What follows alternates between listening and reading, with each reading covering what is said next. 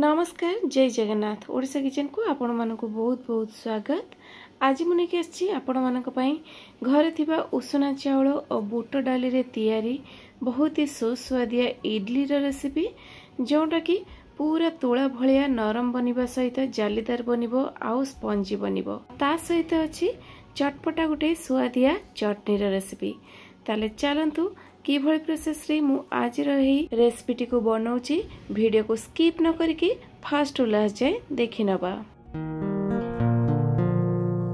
सेति पय नउची मठी उषुना चाउल। नॉर्मली जो उषुना चाउल आमे घरे भात बनाउचे सेही चाउल ही नेची। आधा कप नउची मठी बुट डाली, तो आधा कप बुट डाली को नउची आधा कप बिरी डाली। आपण ये रेसिपी पय गुटे कप हेउ किंबा गिना सेट कर नेबे आ भाग माप एमती ही नेबे। आधा चामच दउची एठी मु गोटा मेथी दाना दबा फल रे इडलीटा हमर नरम बनिबो। पानी दे दी कि आमे याको 3 रु 4 थर पर्यंत मोळा पानी जीवा पर्यंत धोई नबा। आउ दरकार टिके अधिका पानी देई कि आमे याको घोड़नी लगे कि छाड़ी देबा 7 रु 8 घंटा पई चाउल बुट डाली भल भाव में बतरवा। तो ये देखंतु पूरा पूरी 7 घंटा पर मु आपको देखौची चाउल बुट डाली बहुत बढ़िया भाव में बतुरी जाइए। उषुना चाउल जेहेतु नहीं सेटा मध्य भल भाव में बतुरी जाइए। एबे आमे याको ग्राइंड करबा। ग्राइंड करिया पई मिक्सिंग जार देहरे आमे जो चाउल आउ डाली को देई देबा। आउ ए जो चाउल आउ डाली बतुरा पानी रे ही आज आमे ए बैटर को रेडी करिबा। प्रथमे आमे अल्प पानी देई कि ग्राइंड करिबा, काना जेहेतु चाउल बाटुचे एका थरे करे अधिका पानी दबा नहीं। दरकार मुताबक अल्प अल्प पानी देई कि आमे याको पूरा चिकन करके बाटी नबा। आउ गोटे बड़ जगह को ही बाहर कर नबा। बैटर कंसिस्टेंसी अधिका बहल करें कि अधिका पानिया रखिबेनी। सबको मुझे बिरी चाउल को बाटे नहीं कि बैटर सब रेडी कर सारा पूरा बैटर स्वाद देखिकी देदेवी मठी लुण दे सारा गोटे डायरेक्शन रे या 4 रु 5 मिनिट पर्यंत भल भाव रे फेंटी नेबी। या रेस्ट फर्माट होगा छाड़देवी से 6 रु 7 घंटा पर्यंत। शीत दिन में जदि आप बनाऊे टिके अधिका समय फर्माट होगा छाड़े बढ़िया भाव में फर्माट हो। देखु पूरा पूरी 7 घंटा पर मुझे देखा देखु बैटर आमर केते बढ़िया भाव में फर्माट हो। बैटर को टिके अधिका टेस्टी चटपटा बनवाई आमे रेडी करवा गोटे छुंक एपटर नहीं जाइए मोटे फ्राइंग पैन ता देहरे दे दूची मोटे 2 रु 3 चम्मच पाखापाखी रिफाइंड तेल को ये अधिका गरम करवानी। जस्ट हल्का गरम हो गला परे ता देहरे दे देबाठी आधा गिना पाखापाखी बुट डाली, आधा चामच रु मध्य अल्प दे देबा एठी बिरी डाली, गोटे चामच दे देबा एठी कला सोरिष, 4-5टा सुखिला लंका आ छोट गोटे चामच दे देबा जीरा।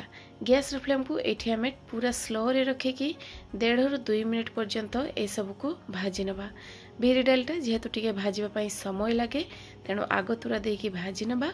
आउ नहीं चिमेटी किछि अदा आउ कंचा लंकार छेचा, अदा कंचा लंका छेचा देबे बहुत बढ़िया बास्ना आसीबो। छुंकरे टेस्ट मध्य भल आसीबो। ढेर सारा नहीं जिबा भृसुंगा पत्र टिके अधिका देबे सेटा मध्य छुंकर बहुत बढ़िया बास्ना आसीबो। सबा लास्ट आमे ऐड करबा किछि कटा हितबा धनिया पत्र एथिरे आपण देले चलिबो नहले नाही, किंतु भृसुंगा पत्र टिके देबे आउ अधिका देबे। गैस फ्लेम को एठी हमें पूरा बंद कर देबा। आउ ए जो छुंकटा हमें टिके अधिका रेडी करचे काइना हमें एथे 2 प्रकार रेसिपी बनेबा। तो रेडी करथिबा आधा छुंक को हमें एठी जो बैटर को रेडी करथिले ता देहरे दे देबा। आउ आधा छुंक को रखिबा। ए बैटर देहरे जदि आपण छुंक को दउचंती ना तार इडली रो टेस्टटा बहुत बढ़िया आसी जिवो। तेणु मु निश्चय चाहिए घरे आपड़ जदि बिरी चाउल भी जदि बनाऊँ ना यही छुंकटे निहाती लगातु। हल्का हल्का टिके गोले नहीं कि किसी समय पे आम या घोड़नी लगे कि छाड़ीदेवा। आ चटनी बनवाई एपटे नहीं जाइए गोटे कड़ई ता देहरे देदेवी मात्र गोटे चामच तेल ये टिके गरम हो गला परे देदेवी मुझे अधा गिनार अल्प बुट डाली आउ बुट डाली देकी आम फ्लेम को पूरा लो रे रखिकी 1.5 रु 2 मिनिट पर्यंत भाजी नबा। कहीं बुट डालीटा भाजवाई टिके समय लगे। बुट डाली भाजी सारा पर देदेवा। तापर ये गोटा धनिया मुझे नहीं 7 रु 8 कोला रसुण ए सब को मध्य टिके भाजी देबा। राग आपण जो हिसाब रे खाइबे सेही हिसाब रे नेबे। गोटे बड़ साइज रो पियाज को मु रफली काटे कि नेची। आउ नेची मु दीटा पाचिला लाल टमाटो ऐड कर साला परे एठी हमें गैस रो फ्लेम को पूरा हाई रे रखिबा। हाई रे रखी के ही एबे हमें या को भाजी नब। चटनी रो टेस्ट देखि के हमें ऐड करबा या देहरे लूण। आ जदि टे कलर भल चाहछंती कलर पई हाफ चम्मच रो मध्ये अल्प दे देबा हळदी गुंड। ए सब को दे के टिके चलै नबा। आ जदि आपन को टिके अधिका राग पसंद ताले आपन चाले या देहरे लंका गुंड गोटे चम्मच ऐड करि परिबे।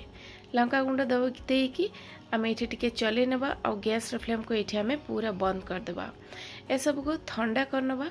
आ ठंडा कर सारा परे नहीं कि ये गोटे मिक्सिंग जार ता देहरे सब दे देबा। आ दरकार मुताबिक पानी दे कि आम या चटनी को रेडी करिबा।